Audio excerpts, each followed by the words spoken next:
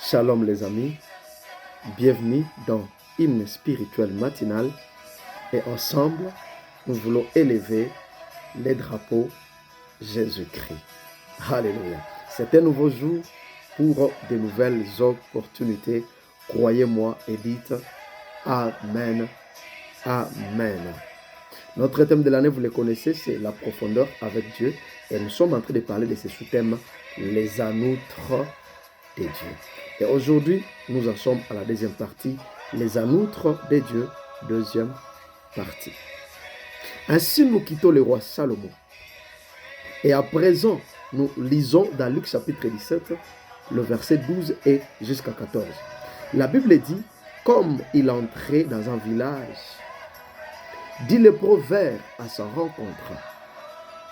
S'éteignant à distance, ils élevèrent la voix et dirent, Jésus, Maître, aie pitié de nous. Dès qu'il les eut vus, il leur dit, allez vous montrer au sacrificateur.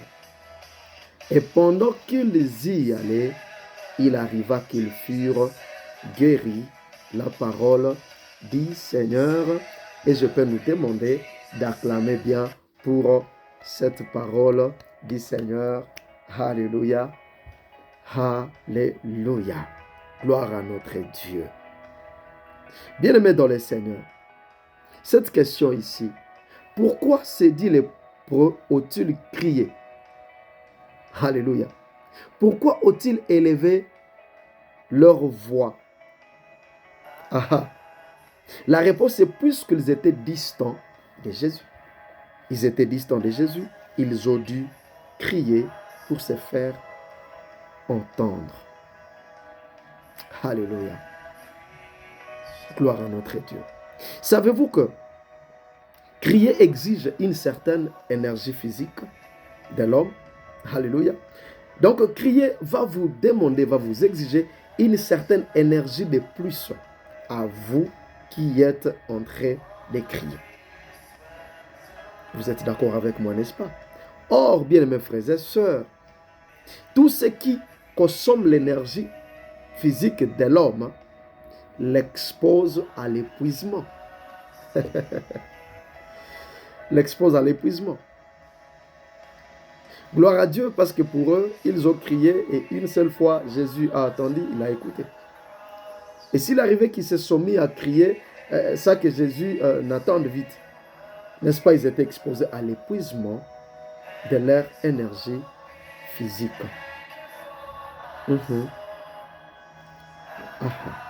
Gloire à notre Dieu. Alors, pensez-vous qu'il est dans la volonté de Dieu que vous vous épuisiez pour lui parler? Que répondez-vous à cette question? Est-ce que vous pensez qu'il est dans la volonté de Dieu que vous soyez épuisés à chaque fois que vous lui parlez, ou bien pour lui parler, que vous vous épuisiez? Est-ce que c'est dans la volonté de Dieu? Qu'est-ce que vous en pensez? Ah bien, bien-aimés frères et sœurs, je pense que non. La réponse est non. Dieu ne peut pas vouloir que vous soyez épuisés, tout simplement parce que vous étiez en train de vouloir parler à votre Père. Alléluia.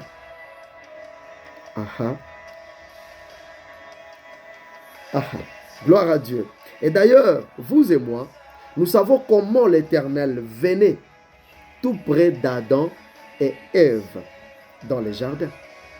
Nous connaissons cette réalité. Il venait tout près d'eux chaque fois pour qu'ils puissent parler, pour leur parler. Il venait près d'eux. Dieu évitait la distance. Il venait leur parler dans la présence, tout près d'eux, pour leur parler. Waouh! Un Dieu qui veut être très près de vous. Et pendant que je suis en train de parler ce matin, je prie que Dieu soit plus près de vous comme jamais auparavant, dans le nom de Jésus-Christ. Qu'est-ce qui lui est arrivé? Dieu venait près d'eux, ne permettons pas qu'il y ait distance entre lui et ces deux gens ici. Il ne le permettait pas. Je ne crois pas que c'est à votre tour, à mon tour, que Dieu permettrait qu'il y ait distance entre lui et vous. Alléluia. Êtes-vous distant de Dieu? Ce matin, cette voix vous parle. Êtes-vous distant de Dieu, bien-aimés frères et sœurs? Êtes-vous distant de Dieu? L'Éternel Dieu vous veut près de lui ce matin afin de vous éviter l'épuisement. Qui aimerait être épuisé tout le temps? Qui parmi nous? L'Éternel Dieu vous veut près de lui pour vous éviter l'épuisement. Waouh! Votre distance avec Dieu vous prédispose à la carence de la subsistance. Alléluia. Ah oui. Toujours distant de Dieu, ceci va vous prédisposer à la carence de la subsistance. Et dans cette émission, bien-aimés dans le Seigneur, permettez que nous rendions quand même hommage à tous ceux-là qui vivent l'amour à distance. Savez-vous qu'il y a des gens qui vivent l'amour à distance?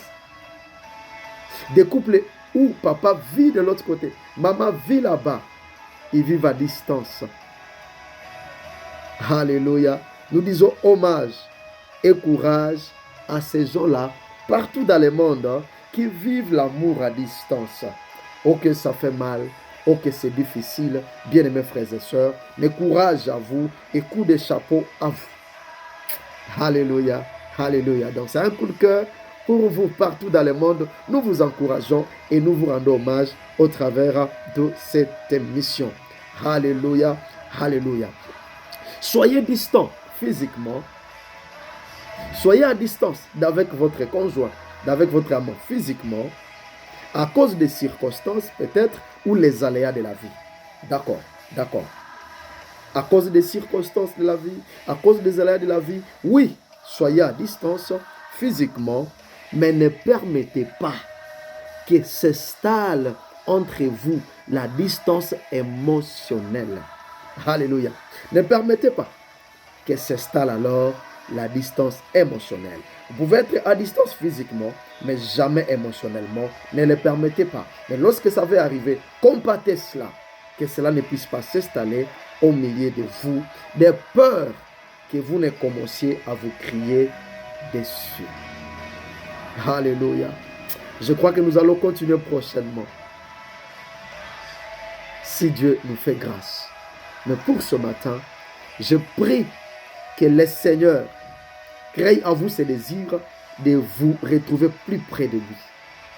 Qu'il n'y ait plus de la distance entre vous et Dieu au nom de Jésus-Christ.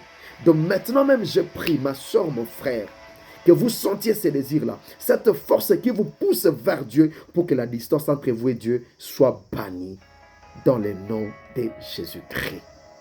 Amen. Restez bénis. Nous nous retrouvons prochainement si Dieu nous fait grâce. Et pour le moment, nous pouvons dire bye bye.